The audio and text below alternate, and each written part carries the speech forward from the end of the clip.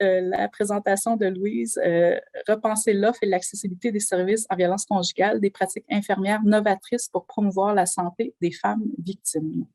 Donc, merci d'être présente. À toi, Louise. C'est moi qui vous remercie. D'entrée de jeu, je voudrais aussi remercier les co-autrices, Marie-Marthe, Catherine Flynn, Gaëlle, Josiane qui est présente et Louise qui est présente et une collaboratrice, Geneviève. Donc, je vais partir mon PowerPoint.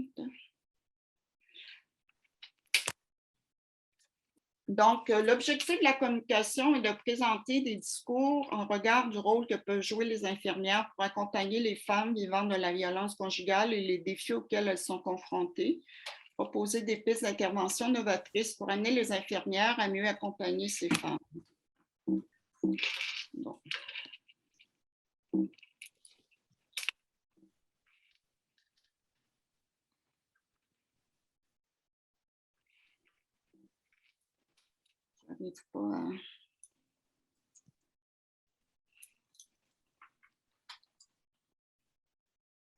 Bon, on est au plan de la présentation. Oui. Bon, la problématique de la violence conjugale, on va regarder la mise en contexte du projet de recherche Tragédie, la présentation du processus de recherche, présentation des discours des intervenantes, la pratique novatrice des infirmières en regard de la violence conjugale et la discussion. Donc, quelques mots sur la problématique.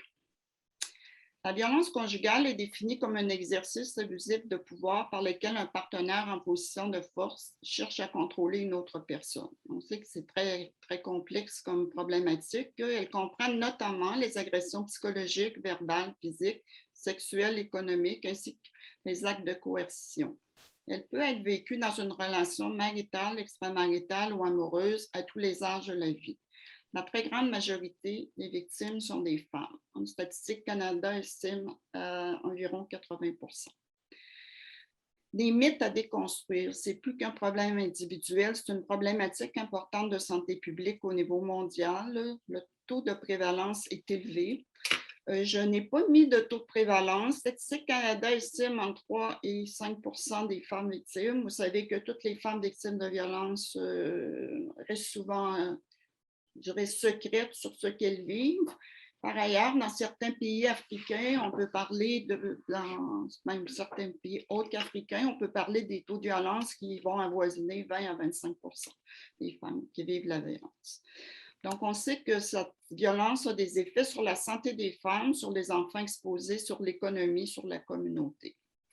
Donc, quelques conséquences sur la santé physique des femmes, blessures, traumatismes physiques, voire la mort, santé physique en général.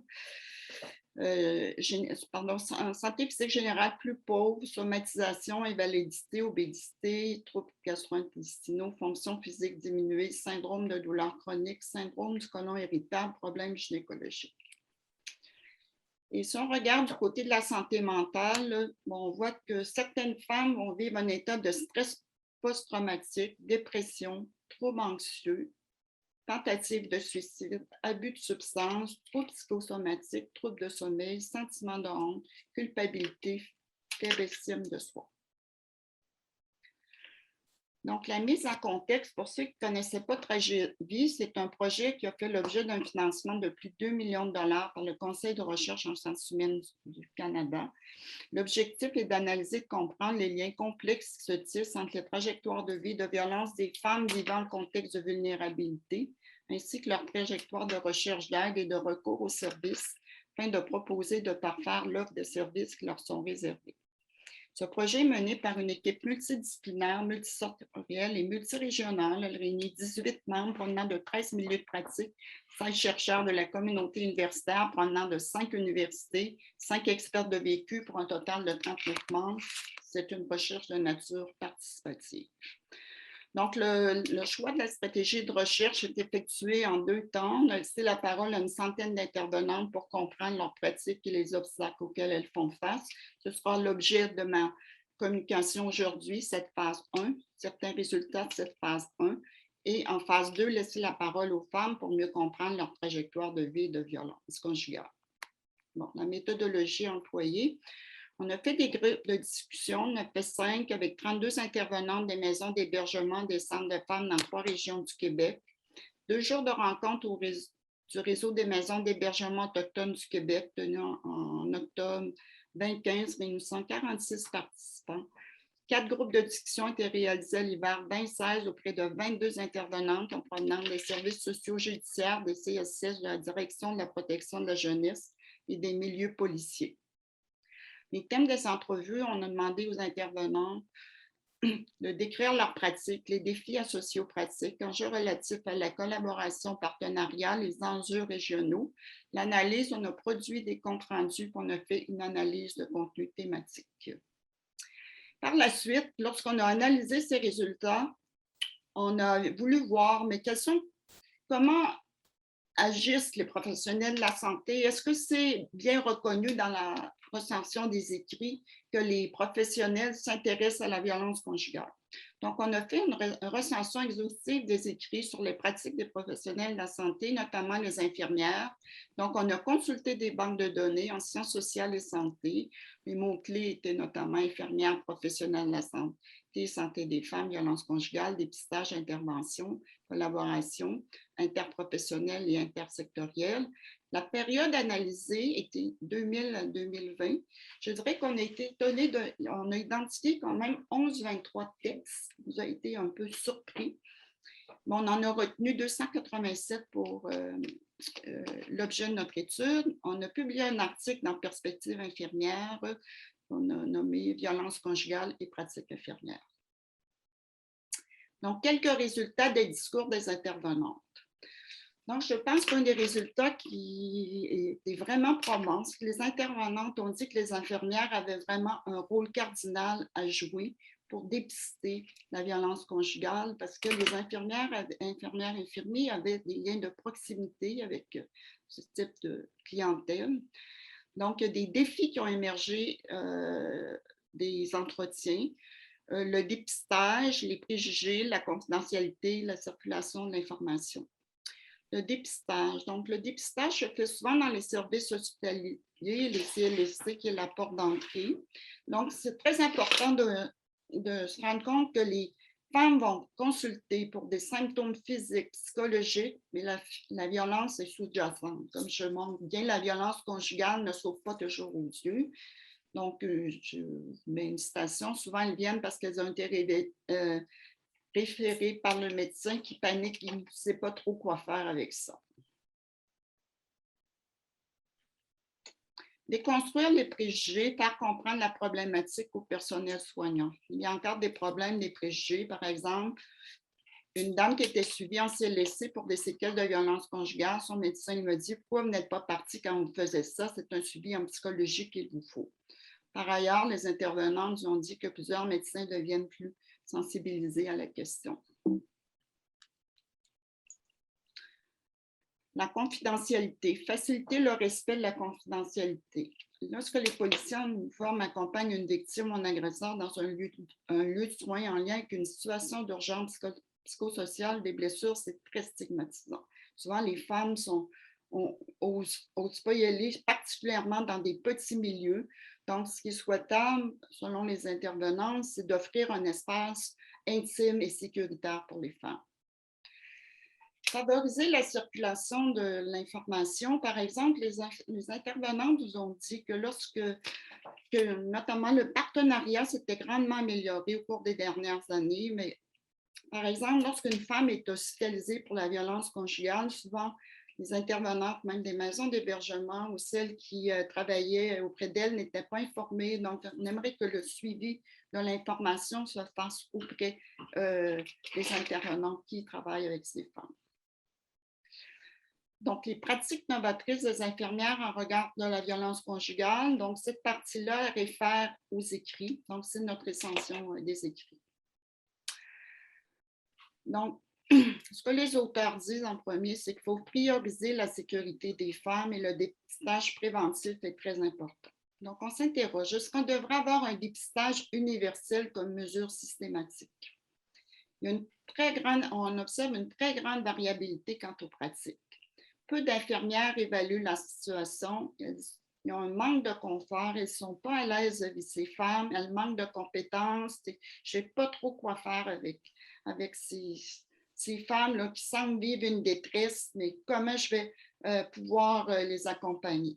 Donc, au Campo, notamment, préconise 4 conditions favorables au dépistage, le soutien institutionnel. Donc, il faudrait que les institutions soient au fait que le dépistage de la violence conjugale, c'est une priorité. Les protocoles de dépistage efficaces. Donc, il faut mesurer la dangerosité. Formation complète est un enjeu important et faire un bon référencement des services internes et externes. Je vous cite un exemple intéressant. Je vais participer à un congrès mondial des infirmières et des infirmières de Suisse nous avaient présenté leurs résultats. Ils ont créé des environnements favorables pour promouvoir la capacité des professionnels de la santé à intervenir en prévention, dépistage, traitement et soutien auprès des femmes victimes de violences. Elles ont créé une unité de médecine des violences dans les hôpitaux en Suisse. Et ces unités ont 3 missions. Donc, assurer aux victimes de violences une consultation médico-légale. Donc, c'est l'infirmière qui est responsable de cette activité. L'infirmière qui a présenté nous a assuré que les femmes se sentaient en sécurité. Elles pouvaient parler librement aux intervenantes. Donc, assurer aux professionnels une offre de conseil et de formation et développer des projets de recherche sur la thématique des violences interpersonnelles.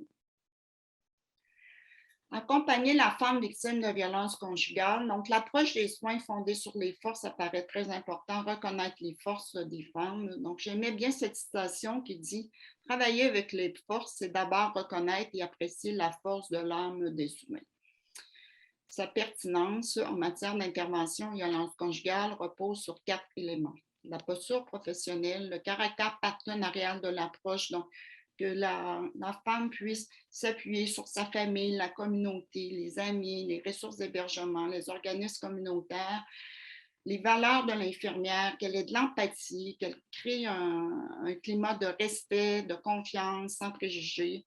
L'emphase sur les forces, c'est vraiment valoriser la parole des femmes. Il y a aussi le guide priorité de santé qui est un outil d'intervention en prévention.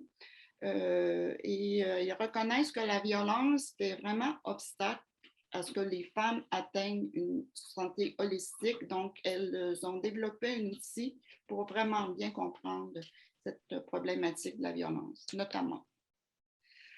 Développer l'expertise des infirmières. Qu'est-ce qu'on pourrait faire? Donc, offrir des journées de recherche, de formation, de stages aux étudiants. Nous, à la Faculté des sciences infirmières, on en a déjà parlé et je crois qu'il y a déjà quelques stages qui sortent en maison d'hébergement pour développer leur habileté de savoir-faire et savoir-être avec ces femmes.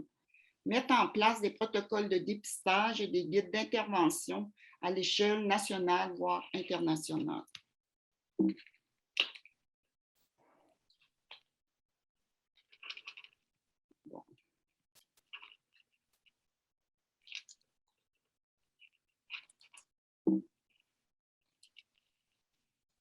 Essayer de remonter.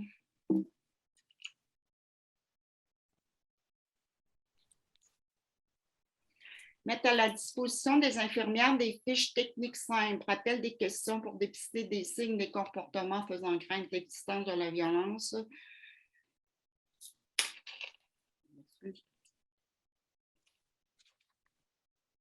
De la violence et au mieux des intérêts des femmes. Le dévoilement de la violence conjugale peut être un long processus. La relation de confiance entre la femme et l'infirmière est primordiale. Donc, je dirais qu'à la Faculté de sciences infirmières, on est sensibilisés maintenant à ce que les infirmières puissent jouer un rôle dans le dépistage de la violence conjugale et que certaines mesures qui sont mises en place pour y faire face. Donc, la collaboration interdisciplinaire et intersectorielle, elle est souhaitée par beaucoup d'auteurs. On devrait organiser des rencontres avec les travailleurs sociaux, les infirmières, les médecins, les policiers, les organismes communautaires, les maisons d'hébergement, les centres de femmes, afin que la dénonciation, les soins en part soient facilitants pour les femmes. Donc, je vous ce que Perrault dit, les professionnels hésitent à aborder le sujet par crainte de blesser, de ne pas être suffisamment formés. Important de ne pas être seul devant le problème. La discussion. La violence conjugale est un problème social et de santé publique et complexe.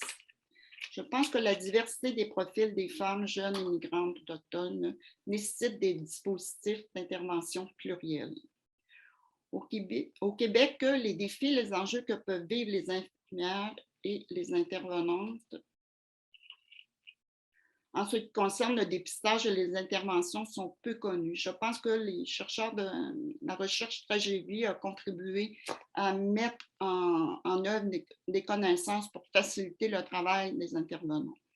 La parole des femmes de victimes de violences conjugales doit être entendue afin de nous aider à penser nos relations sociales et éducatives avec elles et de les positionner comme des actrices dans la sphère démocratique, je dirais, voire politique.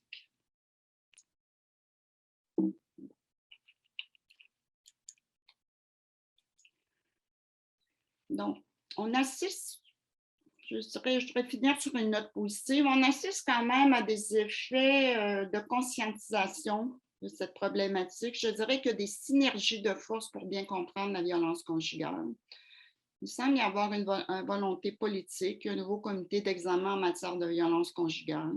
Il y a un rapport québécois sur la violence et la santé. Il y a un comité qui a été mis en place pour mieux je dirais, prévenir les homicides envers les femmes.